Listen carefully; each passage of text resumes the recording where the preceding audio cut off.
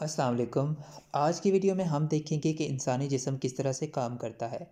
इंसान एक multi cellular organism है, यानी हमारा जिस्म ट्रिलियन ऑफ सेल्स से मिलकर बना हुआ है और ये सेल्स मुख्तलिफ़ किस्मों के हैं। जैसे कि हमारे ब्रेन के अंदर नर्व सेल्स यानी न्यूरॉन होते हैं और हमारी स्किन की बाहर वाली लेयर के अंदर एपिथेलियल सेल्स मौजूद होते हैं। हमारे जिस्म के अंदर सेल्स ने अरेंज होकर टिश्यूज़ बनाए हुए हैं और टिश्यूज़ ने मिलकर ऑर्गन्स बनाए हुए हैं। इसका मतलब ये है कि अगर हम एक ऑर्गन की एग्जांपल लें जैसे कि स्टमक, तो इसके अंदर मुख्तलिफ़ तरह के टिश्यूज़ मौजूद हैं और हर एक टिश्यू के अंदर स्पेसिफिक सेल्स मौजूद होते हैं। इसके अलावा हमारे जिस्म के अंदर ऑर्गन्स भी अकेले काम नहीं करते, बल्कि ऑर्गन्स ने मिलकर ऑर्गन सिस्टम बनाए हुए हैं और हर एक ऑर्गन सिस्टम एक स्पेसिफिक फंक्शन परफॉर्म करता है। हमारे जिस्म के अंदर 12 अहम सिस्टम्स मौजूद हैं और हर एक सिस्टम स्पेसिफिक फंक्शन परफॉर्म करता है। जैसे कि हमारे डाइजेस्टिव सिस्टम का काम फूड को डाइजेस्ट करना है और इस डाइजेस्टिव सिस्टम का हिस्सा मुख्तलिफ आर्गन्स हैं जो कि फ़ूड की डाइजेशन यानी तोड़ फोड़ में इन्वॉल्व होते हैं।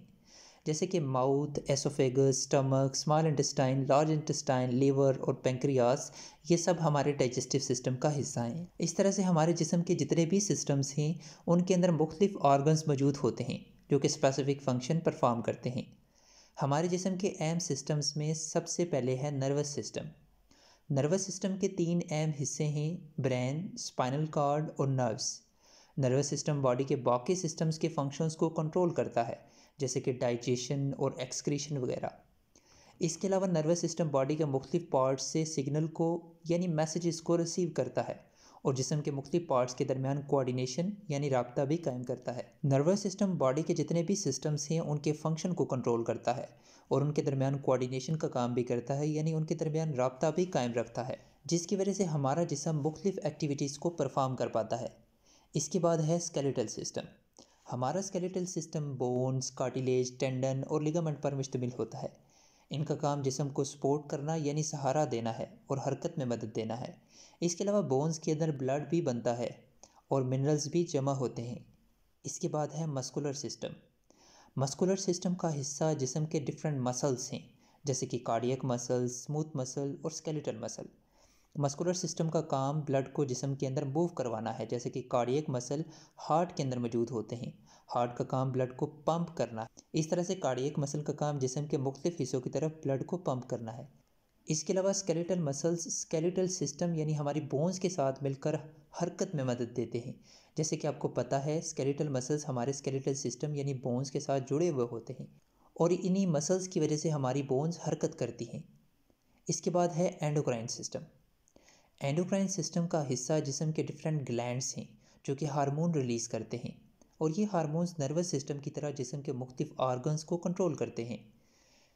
एंडोक्राइन सिस्टम का काम growth, metabolism, sleep, sexual function और होम्योस्टेसिस को मेंटेन रखना है। इसके बाद है इम्यून सिस्टम। इम्यून सिस्टम हमारे जिस्म के सारे पार्ट्स को मुख्तलिफ बीमारियों और फॉरेन पार्टिकल्स जैसे कि बैक्टीरिया और वायरसेस से लड़ने में मदद देता है। हमारे जिस्म के मुख्तलिफ पार्ट्स इम्यून सिस्टम का हिस्सा हैं, जैसे कि स्प्लीन, लिम्फेटिक नोड्स, लिम्फोसाइट्स यानी वाइट ब्लड सेल्स वगैरह, ये हमारे इम्यून सिस्टम का हिस्सा हैं। इसके बाद नेक्स्ट है सर्कुलेटरी सिस्टम।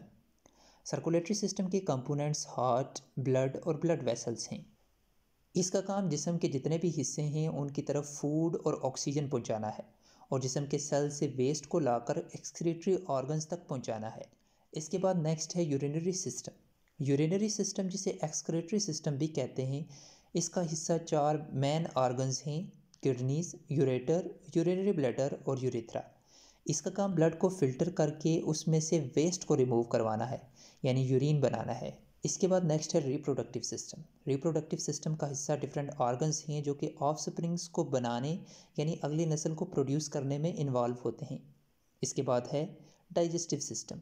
डाइजेस्टिव सिस्टम, जैसे कि इसको हम पहले डिस्कस कर चुके हैं, इसका हिस्सा डिफरेंट ऑर्गन्स हैं जो कि फूड की डाइजेशन यानी तोड़ फोड़ में इन्वॉल्व होते हैं और फिर वो फूड डाइजेस्ट होने के बाद डाइजेस्टिव सिस्टम से ब्लड के अंदर एब्जॉर्ब होती है और ब्लड जो कि हमारे सर्कुलेटरी सिस्टम का हिस्सा है, इस डाइजेस्टेड फूड को पूरी बॉडी तक पहुंचाता है।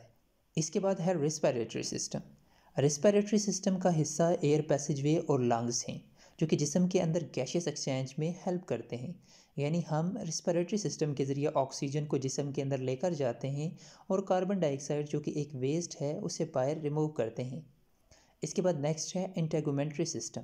इंटेगुमेंट्री सिस्टम के अंदर जिस्म के वो ऑर्गन्स आ जाते हैं जो कि जिस्म को डैमेज से बचाते हैं, जैसे कि स्किन, हेयर और नेल्स। और आखिर में एक बात, हमारे जिस्म के जितने भी ऑर्गन सिस्टम्स हैं उनके फंक्शंस को हमारा नर्वस सिस्टम और एंडोक्राइन सिस्टम कंट्रोल करते हैं। इसके अलावा जिस्म के जितने भी ऑर्गन सिस्टम हैं वो एक दूसरे के साथ कोऑर्डिनेट करके पूरी बॉडी को चलाते हैं। और इस कोऑर्डिनेशन में यानी ऑर्गन सिस्टम्स के दरमियान राब्ते में भी हमारा नर्वस सिस्टम इन्वॉल्व होता है। इसके साथ जिस्म के चंद अहम सिस्टम से रिलेटेड डिटेल वीडियोस का लिंक डिस्क्रिप्शन में मौजूद है। शुक्रिया, अल्लाह हाफिज़।